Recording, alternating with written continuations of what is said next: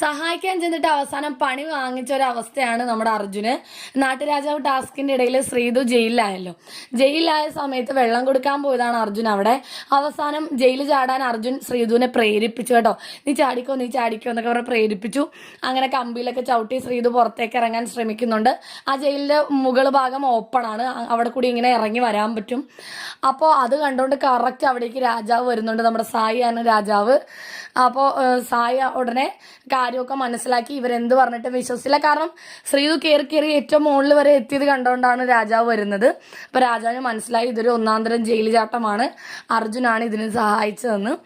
അപ്പോൾ തന്നെ താഴും താക്കോലും ഒക്കെ ഉണ്ട് ജയിലിൽ, അത് തുറന്ന് അർജുനെയും കൂടി ശ്രീതുവിൻ്റെ കൂടി ഇട്ട് പൂട്ടി വെച്ചിട്ടുണ്ട്.